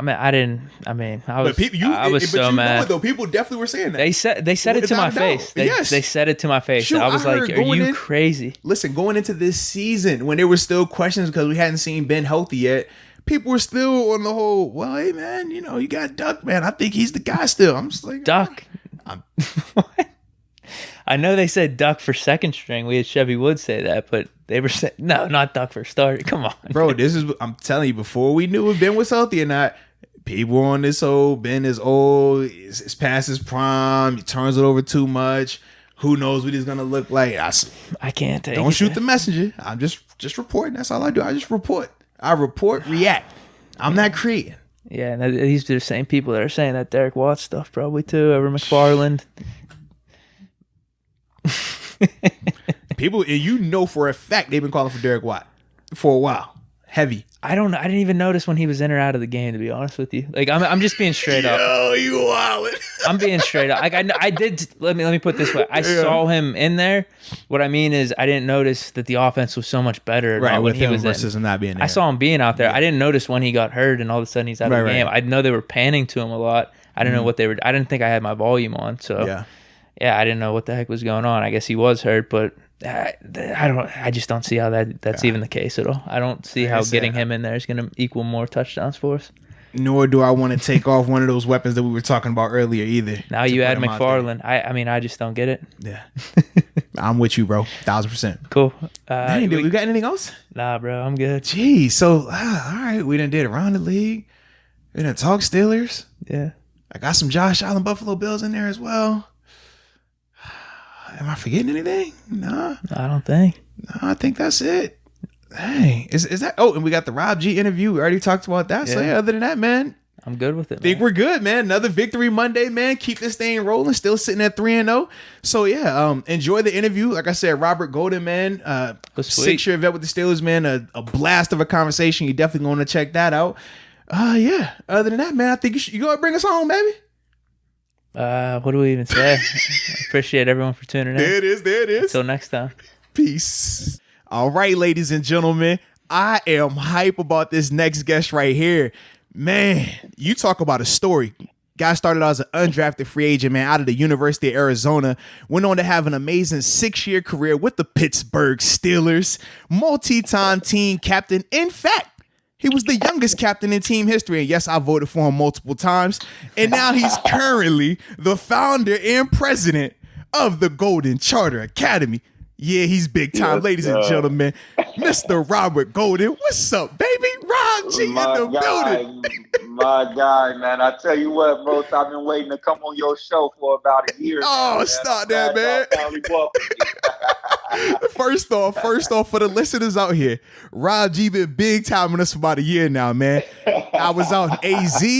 I tried to pull up on him. He was big time. I tried to call him for Christmas. He was big time. Now we finally locked him in on the schedule. I had to call his assistant, and that assistant had to talk to another assistant. It was crazy, but he's here now, so it's all good. You know it's all good, brother. My dog, man. So talk to us a little bit, man. Just starting out, man, what led you to sign with the Steelers as an undrafted free agent? And did you ever second guess that decision throughout your whole career? Man, not at all, man. I tell you what, right. I never, interviewed with the Steelers throughout the draft process. I interviewed with other teams, but the Steelers wasn't even on my radar as a team to, potentially draft me or sign me as a free agent. But, right after the draft, man, I got a phone call from Kevin Colbert, and, they offered me to come in and compete for a spot. They knew that they had Ron Clark and Troy Polamalu, and said that, the opportunity to compete for the backup position would be there for me. And, just being true who Troy was, man, I watched that guy before every, game in my high school career, and to be able to share the same locker room with him, man, that was what was most appealing to me, man. So to have that opportunity to play for Steeler Nation, man, it was a dream come true. Man, that's legendary right there. And shout out to Kevin Colbert, man. If you are talented, he is going to find you, man. He is going to find you, man. I'll tell you what, man. His eye is for receivers. I'll tell you what. He hasn't hit on a receiver yet, I don't think. Now, real quick, I had a question about like kind of mentors and Polamalu. You mentioned Polamalu, but I wanted to ask you about a draft day story, because we've talked about this before on the podcast with Moats. Like he has this whole draft story about him getting picked in the 6th round. He thought he was going to go higher than that. Do you have a draft story? You ended up going undrafted. Were you expecting to be drafted? Like, what was that day or days for you like? Yeah, man. I mean, leading up to the draft, I got a lot of phone calls, and I thought I'd be at least a 4th, 5th, 6th round guy, but I tell you what, by the time the mid 6th round came around, man, I turned the TV off and I was like, whatever with it. And I remember the draft had ended, and my name wasn't called, and I heard my parents, in the living room, worried about me, and I had to go in the living room and pull myself together and tell them, don't worry about me. It's going to be all right. Talk about it. As soon as I finished hugging my mom and dad, man, I got the call from the Pittsburgh Steelers, and from that moment there, man, I never looked back and just knew I deserved to be inside the NFL for sure.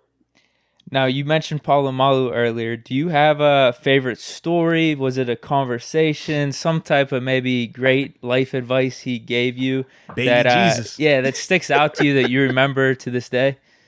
Man, I tell you what, just about how Troy, went about his day-to-day business, man, from taking care of his body to film study, that stood out to me the most. But as I mentioned earlier, I watched Troy before every high school football game. So I remember coming into the locker room, and Troy showed up during the off-season training camp and everything like that, man. And for me to see Troy in person, in the flesh, I can honestly say that was the first time I ever was starstruck, meeting Troy Polamalu for the first time. Wait, so you were watching highlights of him play before you would go out on Friday Night Lights? Before I went out on Friday Night Lights, man, me and one of my teammates, Brandon Leslie, man, we watched those films, man, every Friday before the game, man. To be able to share the locker room with him, man, it was a dream come true for me. Man, that's major. It got you out here knocking people out on Fridays because of TP. I like it. No doubt. Now, man, talk about, man, what it meant to you and what it was like being named a team captain for the Pittsburgh Steelers. And then obviously being the youngest player to ever be named team captain in the Steelers team history. When you think about the amount of players that have come through here, man, just talk a little bit about that for you. Man, I tell you what, man, I was surprised, when I was first, voted as team captain. It was me and Sean Sleesum at the time, man. When Coach T, man, called me up at the end of practice and said I was a captain, man, I was definitely honored to know that my teammates thought that highly of me, man. And For me to hold that title, man, I still carry that with me till this day. Knowing that I was a team captain for the Pittsburgh Steelers, such a legendary organization, for me to hold that title for, man. So I was honored, man. I was thrilled to be in that position. And, I just tried to always be who I was, a guy that, lead by example. I was a rah-rah guy in the locker room, but when it came to being on the field, man, I just always tried to live life out front, as Coach T will always say. Facts. Yeah. Hey, man, so talk a little bit, too, about your favorite moment as a Steeler, man.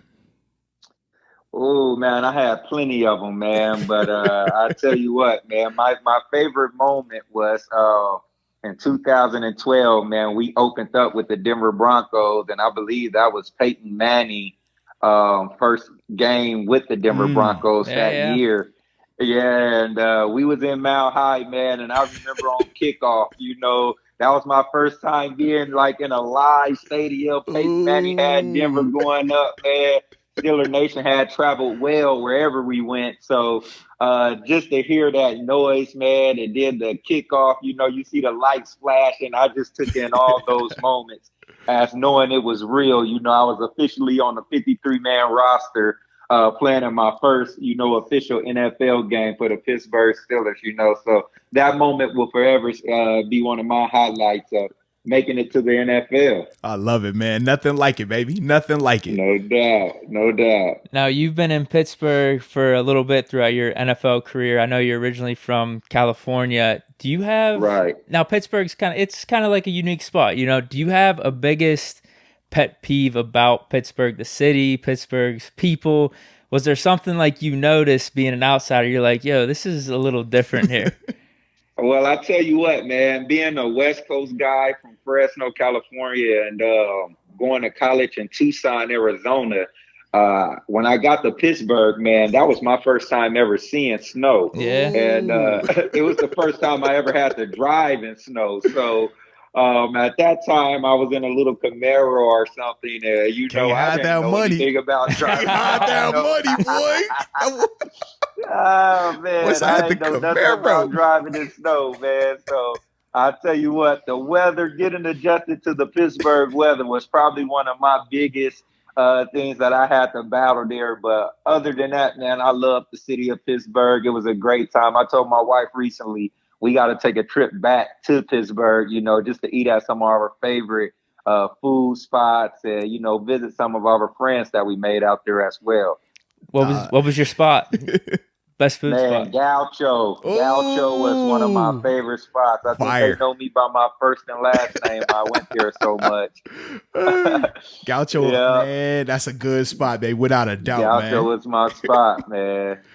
Now, you recently founded the Golden Charter Academy, man, which will be for grades K through 8, man, in Fresno, California, the hometown. Right. Open it up next year in 2021, man. So just talk about, man, what led you to do this and where this passion came from ultimately.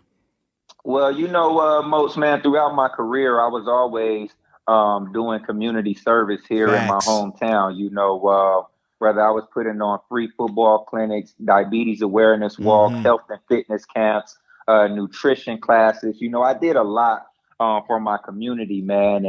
And in 2017, that off season, I was really active with the Fresno Unified School District doing prep rallies for kids and all kind of other things, man, that I did here in my hometown. And as I was doing those, activities or whatever, I noticed there was a big need for our children who were living in, unfortunate circumstances. And me being from those areas, of Southwest Fresno, one of the most poverty areas in the whole state of California, I understood what it took, to kind of get a glimpse of life outside of your neighborhood. Thankfully for me, man, I was able to get exposed to life outside of my neighborhood by, being a highly recruited football player. I got to travel and see different cities and states. But when you come from Southwest Fresno, man, hardly ever do you make it out of your neighborhood to see anything else, So I wanted to create a school that would give our kids exposure to life outside of their neighborhood and also expose them to different career paths. As a Southwest Fresno native myself, man, I know a lot of our kids' dreams are to make it to the NFL or make it to the NBA. But I wanted to provide kids some insights on what else is out there that they can pursue to make them a successful person, as well as, chase their sports dreams. And that was one of my things that I wanted to just come back to my hometown to provide. And luckily, man, I've been blessed to, partner with the Fresno Chaffee Zoo to bring the first K through 8th environmental zoo school in the nation. Big time. Right here in my hometown, man. Big time. We're definitely excited about it. Man, I love that, man. That is awesome.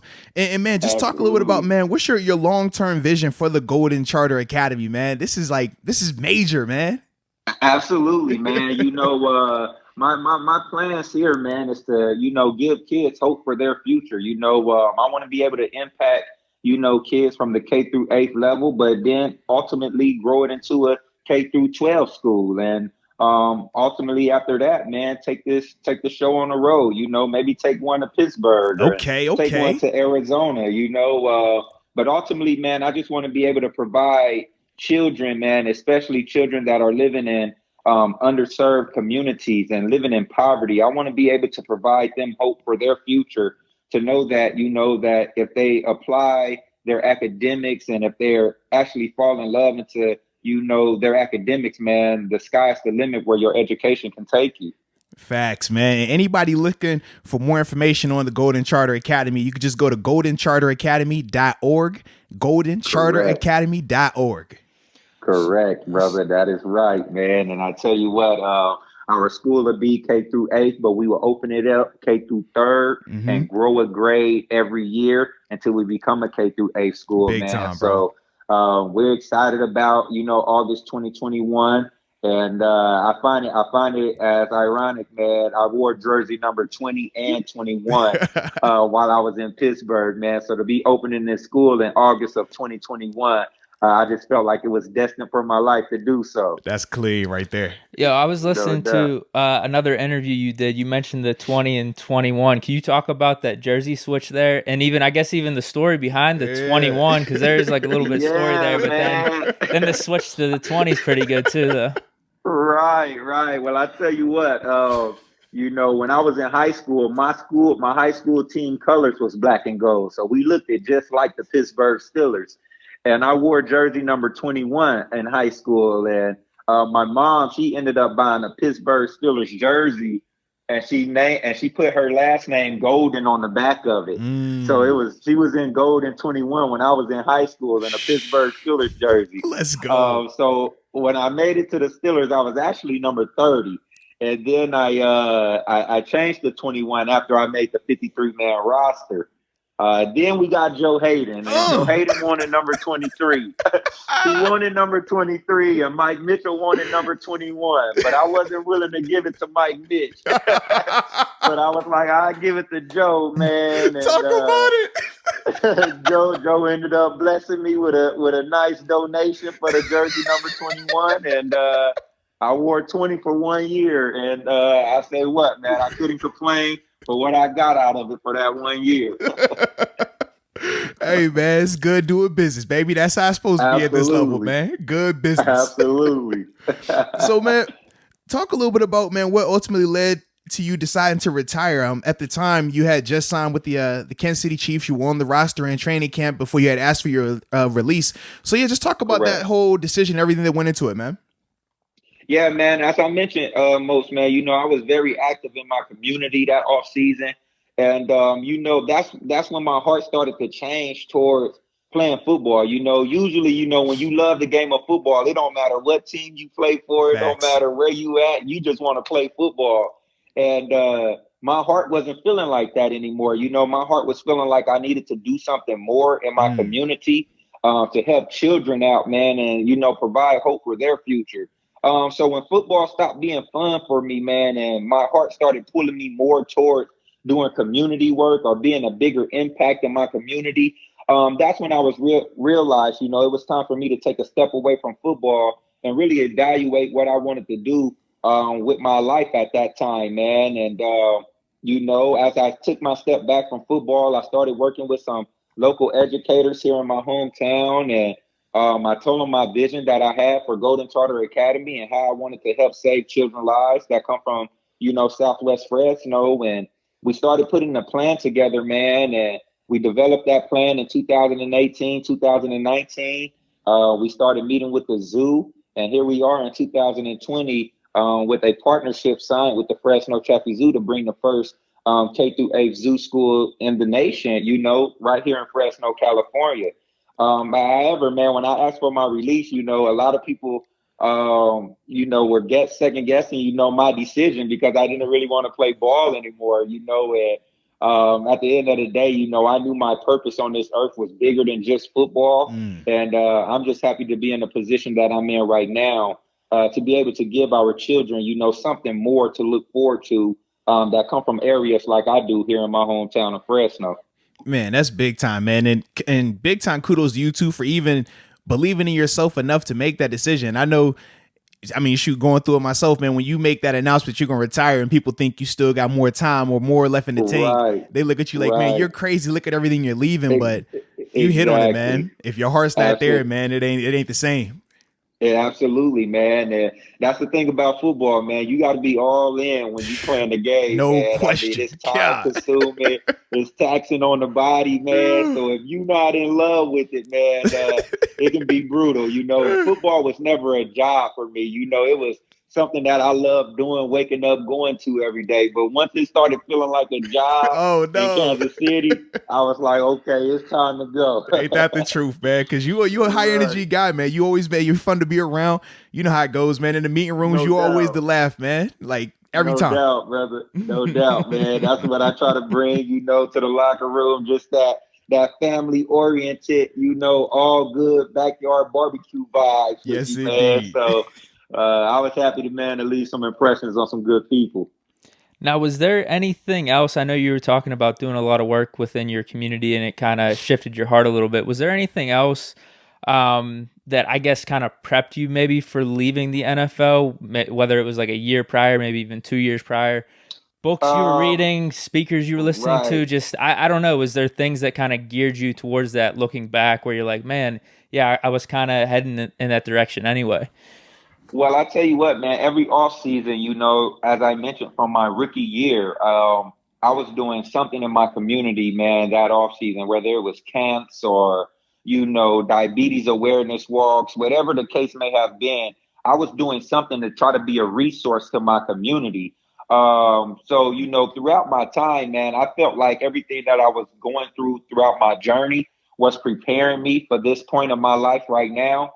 And I just look at the whole journey that I went down, as part of the reason why I'm in this position, with people knowing my heart and how I want to, provide hope for children that come from areas like I do. And I tell you what, man, it was just my off seasons that pretty much, where I, planted my roots here in Fresno, California, to do something big for our community, man. And now that I'm retired, it kind of gave me the full, time range to really focus on developing a school. Because I tell you what, man, I thought I was busy when I was playing in the NFL, but putting a school together is way more time consuming than, getting a game plan memorized. So I'm actually at the office, man, from 7 in the morning, probably to 7 at night, 8 at night sometimes, but I say it's going to all be worth it, man. Once kids, be able to walk through the Golden Charter Academy doors and actually get a different perspective on what life has to offer them, it's going to all be worth it, man. So I'm just excited to be in this position in my life right now. Man, that is awesome, man. And definitely keep that grind going, baby, without a doubt. Absolutely. Absolutely, brother. Now, Steelers, man, they're sitting at 3-0 right now, man. Just talk a little bit about your thoughts on them, man. What's your impression right now? Man, I tell you what, man, that Steelers defense is biting. Talk about it. It is. It didn't look too hot in the first half, but yeah, you're right. Right. It didn't. But I tell you what, Moats, you would notice, man, that having that edge rush and that pressure on the quarterback, it makes the secondary job a lot easier, So I can see why the secondary, has been playing a lot better this season. Because of TJ and Bud Dupree, obviously there's still some room for improvement on them, which they continually get better on throughout the season. But man, when you got two edge rushers like that, and then you got Cam Hayward and Tuitt applying pressure up the middle, man, it makes the secondary job a lot easier. Covering guys like Odell Beckham and all the other top receivers that's out there in the league. Man, ain't that the truth? No doubt. All right, now the last question we got for you, Five, before you get up out of here. Got to talk about your welcome to the NFL moment, baby. What was that? Everybody got one, man. We got to hear it, baby. When that moment where you said to yourself, "Oh wow." Like, we here. It's official. Whether it was good or bad, we here. Man, I tell you what, man, it's a moment that I really don't like talking about, but I remember, man, I think it was a Sunday night or a Monday night game, man. We was playing the Chicago Bears. And Jay Cutler had took off for a scramble, man, and I'm like, okay, this is a quarterback. He's finna slide. He see me coming. And he ended up, like, throwing his shoulder into me. I was running up to tag him down or whatever, and he kind of threw his shoulder into me, and it made it seem like he ran me over. That's what it looked like. I was really caught less than ready. And now you took it personal, right? So I took it personal. Say you a fool, man. Oh, man, Coach T always had a play, man. Don't be caught less than ready. And I was caught less than ready at that moment. And from then on, man, I ain't take nothing for granted when it came to stepping on that field, brother. Man, that's funny, bro. All love right there, man. Hey, right. Rob G, my brother, man, we appreciate you again, man, for hopping on the podcast, man. Keep up the awesome work with your school as well, man. That's a big time accomplishment, man. And just ultimately keep being great in everything that you do, man. Yes, sir, man. Moats and Deke, man, I appreciate you guys having me on, man, and I look forward to coming back on, chopping it up with y'all sometime in the near future. Facts, bro. Yeah, Facts. We appreciate it, man. Thank you. All right, brothers. All right, peace. All right, peace.